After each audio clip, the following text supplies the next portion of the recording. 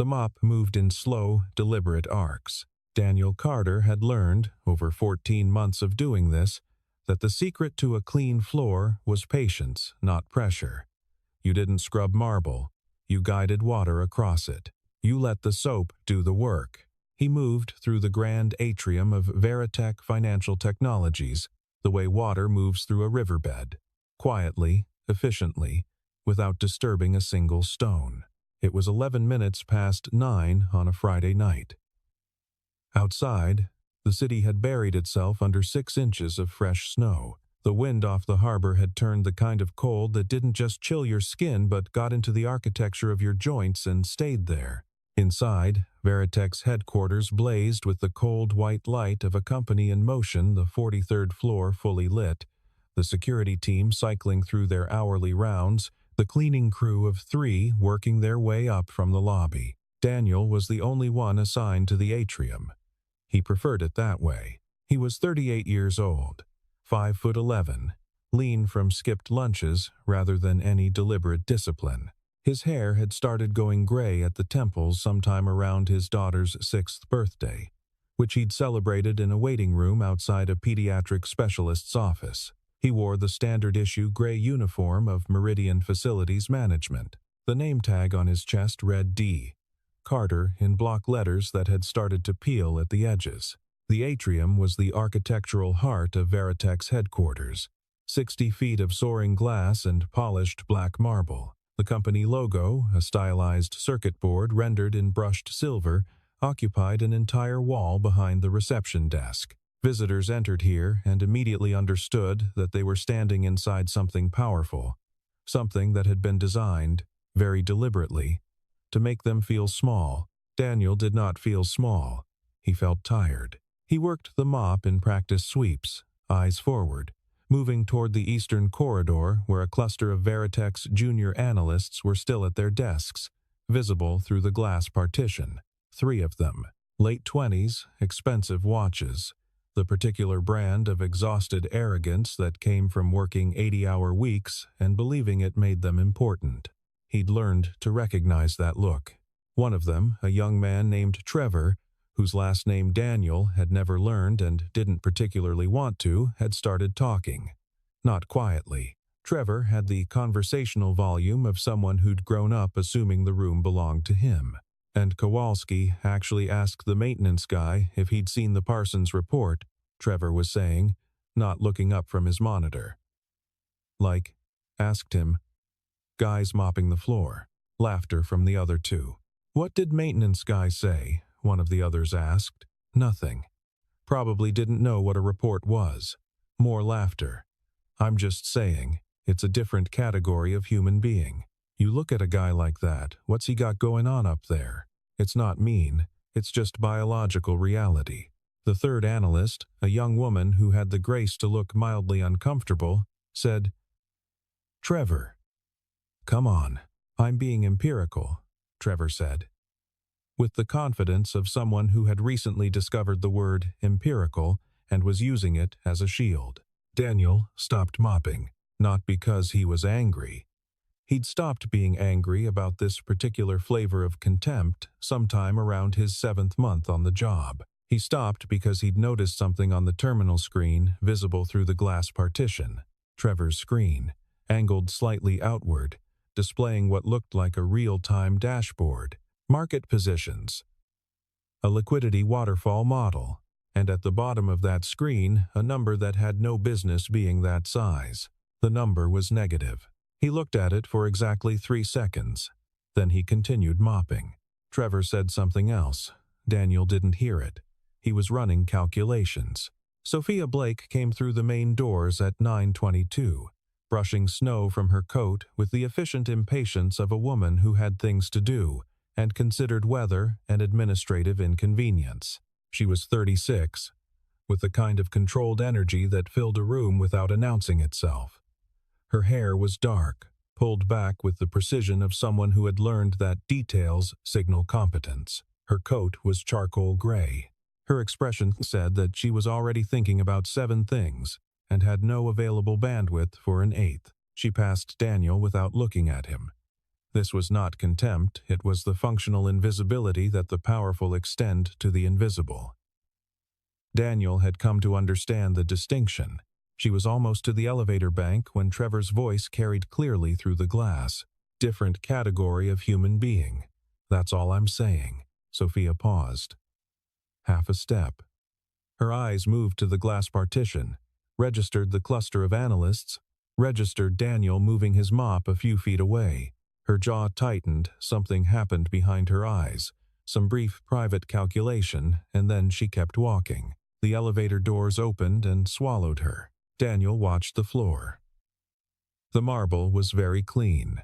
He thought about Lily, asleep by now in their apartment 3 train stops and 1 bus transfer away. He thought about the prescription sitting on the kitchen counter that he hadn't filled yet because he needed to move $43 from one account to another, and the bank app kept declining the transfer. He thought about the number he'd seen on Trevor's screen. He thought, I should say something. He thought, it's not your business. He thought, it's definitely not your business. He finished the atrium and moved to the east corridor, and the number stayed in his head, turning slowly, the way a bad thought does when you try not to look at it directly. The apartment was on the 4th floor of a building that had been built in 1967 and updated in 1991 and not significantly touched since. The radiator worked intermittently. The windows let in winter through the gaps around their frames that Daniel had stuffed with towels last November. The kitchen light flickered when the refrigerator cycled on. It was home. He got in at 12:47 in the morning. The bus had been late, then the heat on the bus had failed somewhere around the 3rd stop, and the last 6 stops had been endured in a cold that made the gap between moving and not moving feel negotiable. He unlocked the door quietly and stood in the hallway for a moment, listening. From behind Lily's door, nothing. The particular nothing of a child deeply asleep. He exhaled. The kitchen was small enough that you could stand in the center and touch both the counter and the stove. He put the kettle on, not because he wanted tea, but because the ritual of it, the specific task, the boiling, the waiting helped his mind settle from work mode back into the place where he could think clearly. He'd learned this about himself years ago, in a different life, when the thinking he needed to do was worth considerably more per hour. On the counter, the prescription bottle. Dr. Hartwell's recommended dosage. Lily's twice-daily medication for the bronchial condition that had started when she was 6 and had never fully resolved. Not dangerous, doctor. Hartwell had been careful to say not dangerous multiple times, in the way that doctors say things when they want to make sure you've heard them, but persistent. Manageable with medication. Expensive to manage. The refill cost $187 with his current insurance, which covered 40% of the medication cost and exactly none of the specialist visits. Daniel sat down at the kitchen table with his tea and opened the laptop that lived there. It was 5 years old and loaded slowly, and the fan ran loud. But the processing it needed to do was modest. He opened the browser, navigated to a financial news aggregator, and read for 20 minutes. He read about Veritech. There was a piece from 3 days ago, Veritech's Meridian Algorithm Positions Company, for $3. To-be acquisition landmark that he read twice. The writing was confident. The underlying assumptions, which he could reconstruct from the publicly available information, were not. He closed the laptop. He sat with his tea and listened to the radiator and thought about the number he'd seen on Trevor's screen. The specific shape of that negative number. The particular column it had been sitting in. It's not your business, he told himself again. The radiator knocked twice and went quiet. He thought about the day 8 years ago when he'd walked out of the building he'd helped build, not the one he now mopped, but the financial infrastructure that Veritech still ran on, the algorithmic architecture that underwrote their entire operation. He'd walked out because his wife, Caroline, had received a diagnosis that required his full presence, and full presence was incompatible with the life he'd been living. He'd made the choice without drama, filed the paperwork, transferred his equity, left. Caroline had died anyway, 2 years later. The diagnosis had been more aggressive than the initial prognosis suggested, and he'd been left with Lily, 4 years old and frightened, and his entirely. He'd tried to go back to the industry once, 6 months after Caroline died. He'd lasted 11 weeks before he understood that the kind of presence his daughter needed from him was not compatible with the kind of hours the industry required, not at any level that felt like integrity. So he'd done other things. And eventually, through a sequence of decisions that had felt pragmatic at the time, he'd ended up here, mopping floors, taking night shifts because the daycare costs were lower when he could drop Lily at school himself in the morning, working 3 buildings on rotating schedule, staying invisible. Lily coughed once from her room. Then, silence. Daniel rinsed his cup, turned off the kitchen light, and went to bed. He did not sleep for a long time. The 43rd floor of Veritech Financial Technologies was, on any given Friday, the closest thing the financial sector had to a cathedral. Not in the religious sense, in the architectural sense. The ceilings were high. The glass was thick. The carpet was the color of a deep-water trench. Everything in the space had been selected to communicate that the decisions made here were of a different order than the decisions made elsewhere. Sophia Blake had called the 11 o'clock meeting herself, and she sat at the head of the conference table now with the particular stillness of someone who had not become CEO at 34 by showing her uncertainty to rooms full of people who were looking for it. To her left, Marcus Webb, Chief Financial Officer. 61 years old, a 30-year career that had weathered 3 recessions and 2 regulatory overhauls. The kind of man who wore his competence like a suit, and whose suit cost more than most people's monthly rent. To her right, Jerome Aldis, head of Algorithmic Systems, 45. MIT trained. 3 patents. The specific variety of brilliant that had learned to perform certainty so convincingly that it had become difficult to distinguish from the real thing. On the screen behind Sophia, the Meridian acquisition structure. $3.2 billion, the largest deal in Veritech's history. The deal that would, if it closed cleanly on Monday, transform the company from a significant player into a dominant one. Walk me through the algorithm's current position, Sophia said. Marcus looked at Jerome. Jerome said, Meridian is running clean. Liquidity simulation puts us at a 7.4% buffer above the regulatory minimum. The model's been stress-tested across 42 scenarios. 42, Sophia said. 42. I can send you the scenario documentation. I've read the scenario documentation. She had. All of it. What I'm asking is whether the model accounts for the specific way Meridian's counterparty exposure shifts between the announcement and the settlement window. Jerome smiled. Not dismissively, he was too careful for that, but with the particular warmth of someone explaining something they consider self-evident. The counterparty delta is built into the exposure model. We capture the settlement window shift in the 3rd layer projection. Show me. Jerome pulled up the relevant visualization. The model was elegant. The mathematics was sound. The presentation was, frankly, beautiful. The kind of visual representation that communicated competence before you'd processed a single number. Sophia studied it. Something at the edge of her attention moved. Not a thought, exactly. More like the early pressure of one, the feeling she'd learned over 15 years to take seriously, because it had saved her twice and she'd ignored it once, and the once had cost her in ways she'd spent years recovering from.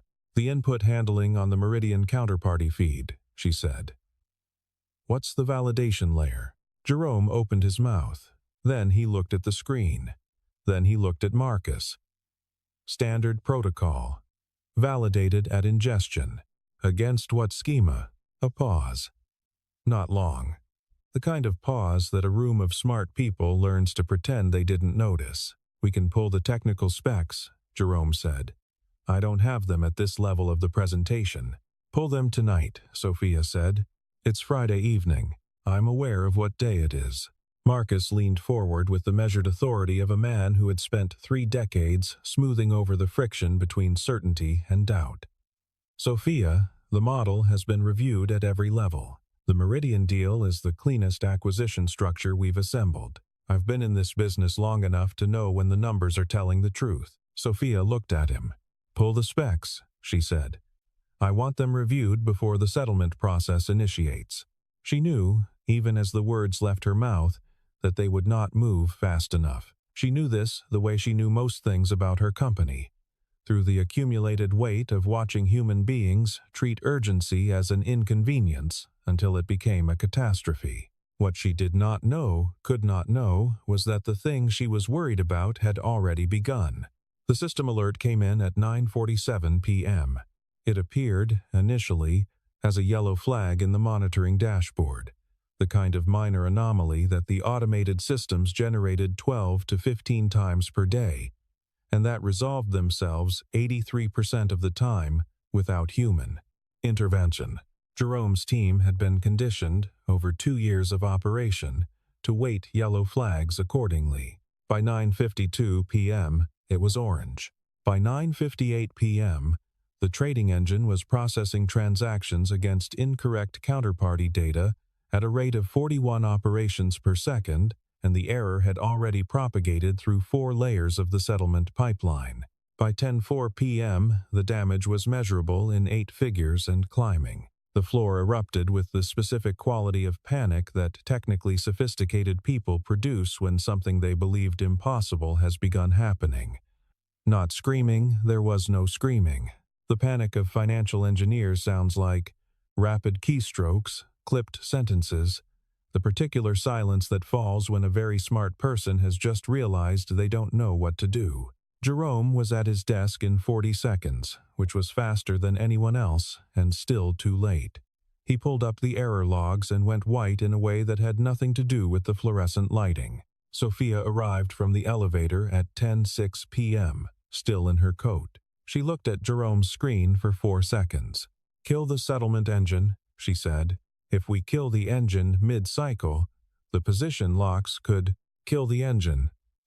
Now, the engine was killed at 10:07 p.m., but the pipeline had already processed 8 minutes and 49 seconds of corrupted transactions, and the cascade of dependent systems that had inherited the bad data continued to propagate errors through the network like a crack moving through glass. Sophia stood at the center of the floor and watched her company bleed money in real time. The CFO arrived at 10:11 p.m., and she watched Marcus Webb see the numbers, and she watched the color leave his face, and she noted, in the cold recording part of her mind that she'd learned to keep running no matter what else was happening, that this was the first time in 15 years she had seen Marcus Webb look afraid. "How bad?" Marcus said. "We're still calculating," Jerome said. "How bad?" Jerome looked at his screen. Marcus sat down in an empty chair. Just sat down, like his legs had made a decision independent of the rest of him. Sophia didn't sit. She walked to the window and looked out at the city buried in snow, and did the thing she'd trained herself to do in the moments when everything was going wrong at once. She breathed. In for 4, hold for 4, out for 4. 3 cycles. Then she turned around.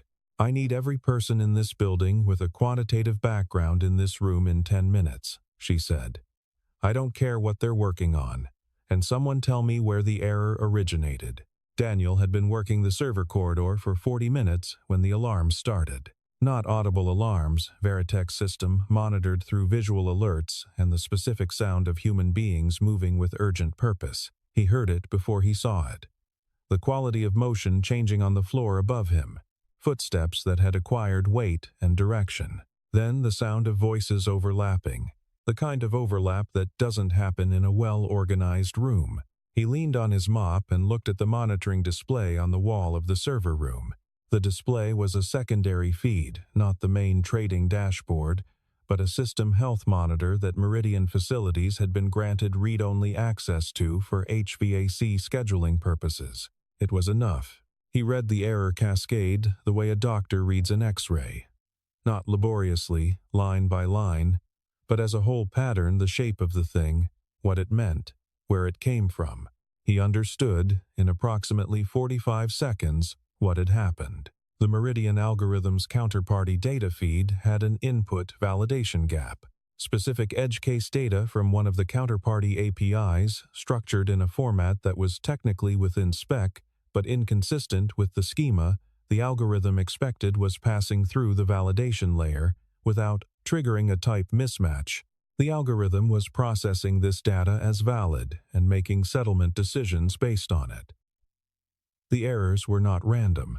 They were systematic, and they would continue until someone addressed the specific validation gap or shut down the entire pipeline. The pipeline had already been shut down. He could see that from the health monitor, but the contaminated data had propagated further than the pipeline itself, into the dependent position management systems, which were still running and still generating secondary errors from the corrupted inputs they'd received. The fix was not complicated. It was not simple either. It required someone who understood the specific architecture of the Meridian algorithm's data ingestion layer, which was approximately 12 people in the world, possibly fewer. Daniel put his hand on the mop and stood very still. Not your business. He watched the number on the health monitor change. Also, he thought, $240 million. He moved. The floor was in full crisis mode. He stepped off the elevator and immediately understood that no one was going to notice him in the way they usually noticed him. The brief, dismissive awareness of a person who is in the space but not part of it. Tonight, no one had processing capacity to spare for a man in a gray uniform. He moved toward the main terminal cluster. A security guard materialized. Young, earnest, doing his job. "Sir, you need to stay clear of. I need 5 minutes at that terminal," Daniel said. The guard looked at him. At the gray uniform. At the mop that Daniel had, unconsciously, left in the corridor. "I'm sorry, sir. This area is restricted. I understand it's restricted. I need 5 minutes." The guard reached for his radio. Daniel said, "The error is in the counterparty data validation layer. Schema mismatch on edge case API responses from the Meridian feed. The pipeline's down, but the position management system is still propagating from corrupted inputs. You have a secondary cascade starting in the PMS that nobody's addressed yet because everyone's focused on the primary failure." The guard looked at him. "I need 5 minutes," Daniel said again. The guard's radio crackled. Someone was asking him to confirm that the corridor was clear. Jerome Aldis appeared at the end of the corridor, moving fast, jacket off, sleeves rolled. He registered Daniel and stopped. The expression that crossed his face was the specific one that technically brilliant people produce when they encounter a statement they can't immediately categorize as wrong. "What did you just say?" Jerome said. "Secondary cascade in the PMS. The pipeline kill didn't touch it. You've got contaminated position data still active in the risk management layer." Jerome stared at him. "Who are you?" "I'm the maintenance worker. I need 5 minutes at a terminal that can access the PMS configuration layer." Jerome opened his mouth. The security guard looked between them, waiting for instructions from someone whose instructions meant something. It was at this moment that Sophia Blake came around the corner. She saw Daniel. She recognized him not as a person, but as a context. The atrium. Friday evenings. The gray uniform. She saw Jerome's face. "What's happening?" she said. "He says there's a secondary cascade in the PMS," Jerome said. "I haven't verified it. Can it be verified?" "In about 30 seconds at any terminal." She looked at Daniel. Something in her expression, not warmth, not recognition, but a very specific kind of attention that she reserved for situations that didn't make sense in a way that might be important. "Check it," she said to Jerome. And to Daniel. Jerome moved to the nearest terminal. 30 seconds, 20, 15. "Oh God," Jerome said. Sophia looked at him. "He's right," Jerome said. "The PMS is still running on contaminated inputs. The secondary cascade started, he checked the timestamp 6 minutes ago. Silence, Daniel said. The fix requires write access to the data ingestion configuration. It's a 6-line change. I can do it in under 4 minutes if someone gives me the access. Sophia looked at him for a long moment. Give him access, she said. He sat down at the terminal. The room had acquired a particular quality of silence, not empty, but held. The kind of silence that forms when a group of intelligent people has simultaneously recognized that the most competent person in the vicinity is not who they expected. His hands moved on the keyboard with the confidence of someone navigating a system they had designed. Because he had. Not this terminal. Not this specific configuration, but the underlying architecture, the structural logic, the data flow that 8 years of iterative development had been built on top of. He'd laid the foundation. He knew where the load-bearing elements were. He moved through the PMS configuration tree, found the data ingestion module, found the validation layer, found the specific gap, a missing type constraint on the counterparty ID field that allowed non-standard string formats to pass without flagging. He wrote the constraint. 3 lines. Then he found the position management system's rollback procedure, a function he had designed specifically for situations where contaminated data had propagated into active positions, which he'd included because he'd always known that data quality failures were not a matter of if, but when. He executed the rollback. 2 lines. Plus the parameters. 1 line to close the configuration session and push the update. He looked at the health monitor feed on the adjacent screen. The error counter, which had been climbing, stopped. Then it began to decline. The room was completely silent. Jerome leaned forward. He was looking at the system monitor with the expression of a man watching something that contradicted his understanding of what was possible. The cascade is stopping, he said. The rollback is propagating through the PMS layers. Someone at the back of the room Daniel didn't see, who said quietly, "What the hell?" He stood up from the terminal. His hands, he noticed, were steady. He'd expected them to shake. They didn't, he said. The primary damage from the pipeline failure is still in place. That's a different problem, and it's going to require forensic accounting to untangle. But the secondary cascade is stopped. The PMS is running on clean data now. He looked at Sophia. She was looking at him with an expression he couldn't read. He said, "I'm going to get my mop." He was in the east corridor, wringing out the mop into the rolling bucket, when Sophia Blake came to find him. He heard her before he saw her, the specific cadence of her heels on the marble. Confident and deliberate. The kind of walk that doesn't accommodate obstacles. He'd heard it in the atrium enough times to recognize it. She stopped a few feet away. He kept working. "I need you to come with me," she said. "I'm finishing the east corridor. Then I have the elevator bays. The east corridor can wait." He looked up. "I don't leave work undone." Something crossed her face, surprise, maybe, or the beginning of reassessment. 5 minutes, she said. "Then you can finish the east corridor." He leaned the mop against the wall and followed her. They went to a small conference room, not the main war room, which was still chaotic with Jerome and his team working through the damage assessment, but a side room with a glass table and 4 chairs, and the kind of quiet that suggested it was used for conversations that weren't supposed to happen in the main space. She gestured to a chair. He sat. She remained standing, which he noted and understood. "I need to know who you are," she said. "My name is Daniel Carter. I work for Meridian Facilities. I've been assigned to this building for 14 months. That's what you are." "I'm asking who you are." He looked at her. He said, "The algorithm you're running, the Meridian algorithm, its core architecture was developed between 2011 and 2015. The data ingestion framework, the counterparty validation logic, the settlement pipeline, the fundamental structure." She was very still.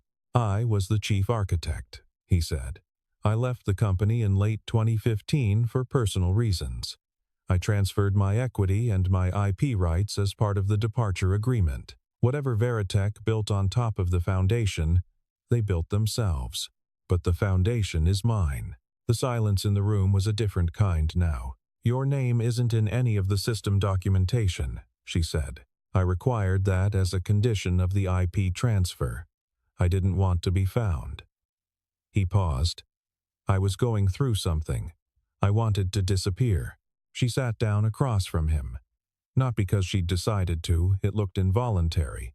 The way sitting down looks when your legs have made a decision your mind hasn't caught up to yet. Why are you cleaning floors in the building that runs your algorithm? She said. The building came after the job. I took what was available. I didn't know Meridian was the facilities contractor for Veritech until my second week. He thought about it. By then, it seemed like something to be careful with rather than an emergency. Careful with, she repeated. I had reasons to stay invisible. She looked at him for a long moment. Then, your daughter. He didn't answer. Marcus found a prescription slip on the floor of the atrium 2 months ago. He mentioned it to me. I looked up the name. She paused. I don't make a habit of running down the personal lives of my cleaning staff. I made an exception because she stopped. Started again. I made an exception. He waited. The medication is for a bronchial condition, she said. In a child. She's managing. Is she? The question was direct without being cruel. He found, unexpectedly, that he couldn't answer it immediately. He looked at the glass table and said, She will be. Sophia Blake sat very straight in her chair. The composed, controlled person she was had not left the room, but something had shifted underneath it. Some organizational principle rearranged. Tell me about the algorithm, she said. The specific failure tonight. I want to understand it from the person who built it. He told her. He explained the input validation gap. The schema design decision he'd made in 2013 that had been appropriate for the counterparty landscape that existed then and had become a liability as the API ecosystem evolved. He explained why the validation gap was the kind of thing that skilled engineers would reasonably overlook. It wasn't a mistake, it was an outdated assumption that had become a risk through the evolution of external systems rather than any internal failure. She listened without interrupting. He appreciated that. Most people, when they were being told something technical that they didn't fully understand, performed attention while actually waiting for the conclusion. She was actually listening. When he finished, she said, Is there a comprehensive audit we should be running? Yes. I can document it. Can you do it here? Tonight? I have another building to clean tonight.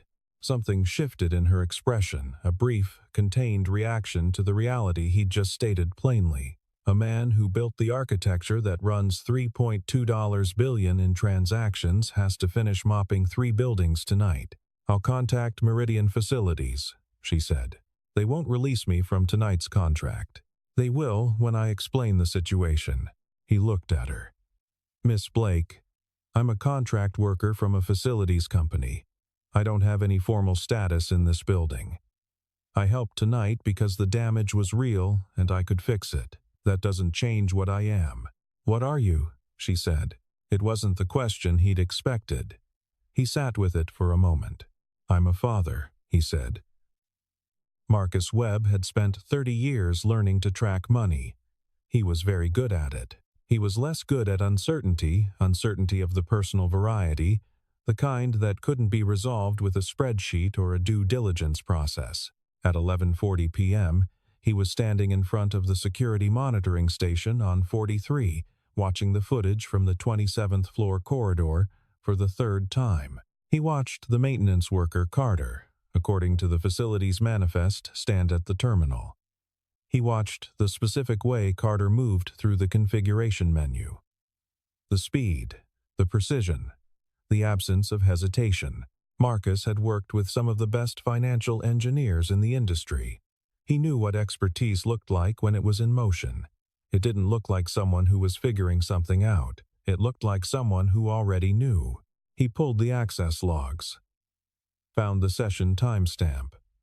cross-referenced the configuration changes against the system architecture documentation. He read the documentation for 20 minutes. Then he pulled up the original Meridian algorithm specifications, the foundational documentation from the 2011-2015 development period that lived in Veritech's institutional archive, partly because they were legally required to maintain it, and partly because the documentation was so good that Jerome's team still referenced it. He looked at the authorship field.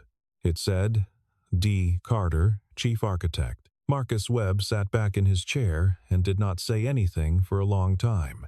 Sophia had Meridian Facilities release Daniel from his remaining contracts for the evening. She did this by calling the Meridian CEO directly at 11:15 p.m., which was the kind of thing that was only possible if you were the CEO of one of Meridian's largest client companies and you made clear that this was not a negotiation. Daniel spent the next 2 hours in the side conference room with Sophia and Jerome, working through a comprehensive audit of the algorithm's validation architecture. He documented 7 additional edge cases that represented potential vulnerability points, none as acute as the one that had triggered tonight's failure, but real risks that would need to be addressed before the Meridian acquisition could proceed with integrity. Jerome, to his credit, asked good questions. He'd gotten past the initial shock, the reorganization of his understanding of who Daniel was faster than most people would have. The specific competitiveness that made him good at his job also made him capable of recognizing and adjusting to a ceiling above his own. At 1:15 a.m., Sophia had coffee brought in. Real coffee from the executive kitchen, not the corridor machine. She handed Daniel a cup without comment. He drank it. The acquisition, he said. The timeline will have to move. I know, she said. The contaminated positions need forensic accounting before you can finalize the settlement structure. Minimum 2 weeks. Possibly 3. I know that, too. The counterparty notification requirements under the regulatory framework, depending on the magnitude of the position contamination, you may have disclosure obligations within 48 hours. Marcus is working through that now. He nodded. He had more to say. Specific technical recommendations. A prioritized list. But he recognized that she was already carrying all of it, had been carrying it since the moment she'd walked off the elevator and seen Jerome's face. He stopped adding weight. Jerome had left the room 20 minutes earlier to implement the first round of audit recommendations. They were alone. Sophia held her coffee cup in both hands and looked at the table. She said, I owe you an apology. He said, You don't owe me anything. You didn't say anything to me. No. I heard what was said to you. In the atrium. She looked up. I kept walking. He was quiet for a moment. That's a common choice. It was a wrong one. He didn't argue with that. He also didn't offer her absolution, which she could see she wasn't looking for. What she was doing was stating a fact as accurately as she could, which was, he recognized, how she handled most things. I want to offer you something, she said. I heard you say that to Marcus. What? I can hear through walls. Or through glass, more precisely. The conference room on the other side of this wall has an air return vent that, he paused. I know this building very well. What did you hear? Marcus saying you were going to offer me a position. And you saying you wanted to approach it carefully. She looked at him steadily. Do you have a problem with being offered a position? That depends entirely on the position and the conditions. I want you to take a consulting role initially. 60 days. Review the full algorithm architecture. Document the vulnerabilities. Recommend a remediation roadmap. She paused. The compensation would be at senior technical consultant rates, which I'll have Marcus calculate, but it will be significant. And after the 60 days? That depends on what you want. He looked at her. He thought about Lily, asleep in their apartment. He thought about the prescription on the counter. He thought about the 8 years during which he'd built a wall between who he was and what he did, and whether that wall had been protecting him or limiting him or, more likely, both. There are conditions, he said. Tell me. My schedule has to remain flexible. I have a daughter. School pickup is non-negotiable. Some days I may need to start early or finish late or work remotely. The work will get done, but the specific hours are mine to manage. Agreed. I want written confirmation that my involvement is covered under the existing IP transfer agreement. I'm not making any claims on the original architecture. I want that clearly documented. Also agreed. And I want the facilities staff on this building treated differently. He said it plainly. I know who I am now, but I spent 14 months watching people treat the cleaning crew as furniture. I want that to change. Formally. A policy, not a memo. Sophia looked at him. That's your condition? She said. One of them. What's the other? I need an advance on the first month's consulting fee. By Monday. She didn't ask why. She said, I'll have it transferred by end of business Monday. He nodded. She put down her coffee cup. She said, I looked at the footage. From tonight. The way you worked at that terminal. She paused. You moved like you'd been there before. I had been, he said. In a way, is it strange? Coming back to something you built? He considered the question honestly. Yes, he said, but it's still mine, in some way that has nothing to do with ownership. I made it.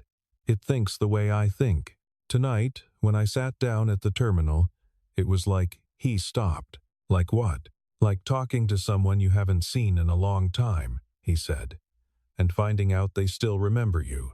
On Monday, Sophia Blake called an all-hands meeting on the 43rd floor, not in the main conference room in the open floor space where everyone could stand and see each other, which was a deliberate choice that the people in the room noticed. She stood without a podium. She said what had happened on Friday night, plainly and without the management language that companies use to make bad things sound like controlled processes. She said that the algorithm had failed, that the failure had originated in a vulnerability that had been present in the system for years, and that the failure had been identified and contained because of the intervention of a single person. She said who that person was. There was a specific quality to the silence that followed. The kind of silence that forms when a room full of intelligent people is simultaneously recalibrating a significant assumption. Trevor, from his desk in the junior analyst section, went slightly pale. Sophia said, I also want to say something about how people are treated in this building. She said it without drama. She said that the maintenance and facilities staff who worked in this building did so with the same dignity that was owed to anyone who came here to work. That this was not a philosophical position but a policy, effective immediately, and that she considered it fundamental to the culture she intended to lead. She said, We will be posting a formal code of conduct that covers all interactions within this building, regardless of employment status or company affiliation. Anyone who has concerns about current practices is welcome to bring them directly to HR or directly to me. She looked around the room. She was not warm about it. She was, characteristically, precise. But precision, Daniel had learned over the course of the weekend, could carry its own kind of weight. Daniel was not in the room for this. He was at St. Catherine's Children's Medical Center, in a waiting room on the 3rd floor with green plastic chairs and a television running a nature documentary with the sound off. Lily was in with Dr. Hartwell for a follow-up appointment. She'd had the prescription filled. She'd been on the correct dosage for 4 days, and the improvement was already measurable.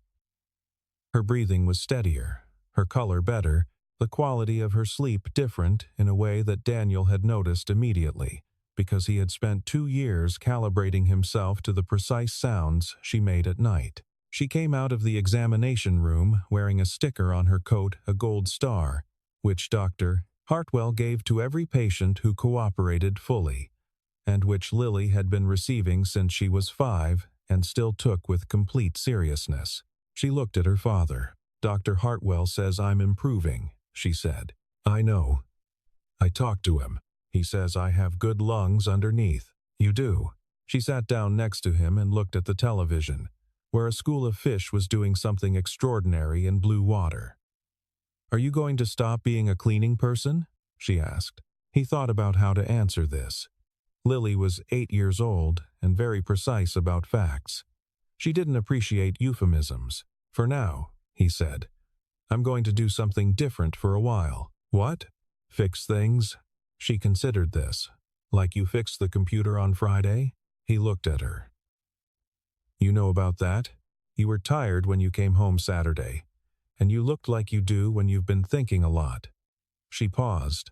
"Also, your hands were different." "My hands?" "When you're doing the cleaning job, your hands are careful. When you came home Saturday, your hands were," she looked for the word, "settled. Like they'd been where they're supposed to be." He looked at his daughter. "Something like that," he said. She leaned against his arm, looking at the fish on the screen. She said, "Is the new job going to pay for the aquarium membership?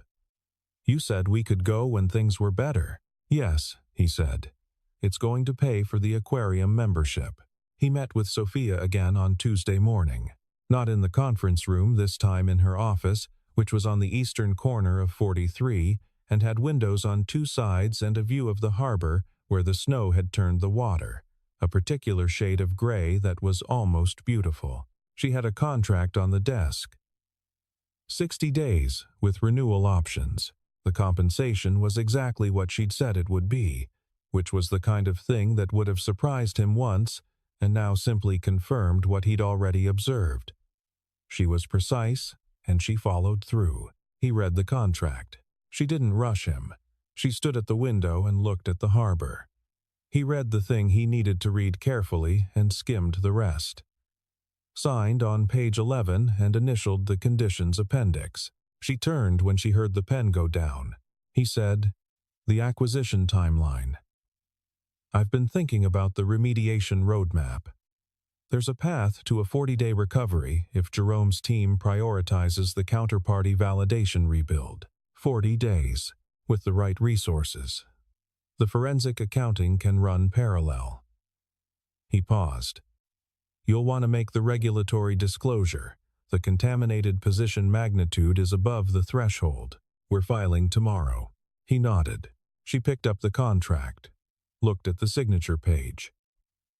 "Put it down." She said, "Can I ask you something personal?" "You can ask." "Why did you intervene?" "Friday night. You could have finished your shift and left. No one would have connected you to it." He thought about this. Not because he didn't know the answer, he'd known the answer since about 9:58 p.m. Friday, when he'd looked at the error monitor and made a decision, but because he wanted to say it accurately. "I built that system," he said. "When I left, I thought I was leaving it behind. But you can't leave behind something you made. It's still yours, in some way that legal documents don't quite cover." He paused. "And it was in pain. In a manner of speaking, I could see that. And I knew how to help." She looked at him. "Also," he said, $240 million is a lot of money, even if none of it is mine." Something shifted in her expression. Something that, in a person less controlled, might have been the beginning of a smile. "The board is going to want to meet you," she said. "I'm aware of that. They're going to have a lot of questions. I have answers to most of them. What about the ones you don't have answers to?" He considered. "I'll tell them I don't have answers to those." She studied him. She was trying to categorize him and finding, he suspected, that he didn't fit any category she'd designed. He'd spent 14 months being invisible to her, and now she was seeing him for the first time, and she was doing it the way she did most things, with her full attention. "I'll see you tomorrow," she said. "I'll be here," he said. "I know where the building is." He left through the main door. He took the elevator down to the lobby, crossed the marble atrium clean, the same as always, and pushed through the glass doors into the cold. The snow had stopped overnight. The city was white and quiet, the streets muffled, the sky the pale silver of a winter morning that had decided to be briefly beautiful. He stood on the front steps for a moment and breathed it. Then he walked to the train station and took the 3-stop ride home, and sat at his kitchen table with coffee, and opened his laptop and began to write the audit documentation that would take him the next 40 days to complete. His hands moved steadily. Somewhere in the document, under the section titled Foundational Architecture Design Intent, he wrote a sentence that no one would ever ask him to explain, but that he wrote anyway. This system was built to be understood, not just operated. If you are reading this, you have found your way to the original intention. Take care of what you find here. He saved the document. Outside, the winter light was coming in through the kitchen window, the particular slant of it in February that made everything it touched look like it was being preserved. He thought about Lily's gold star. He thought about the harbor, and the gray water, and the view from Sophia Blake's office. He drank his coffee. He went back to work.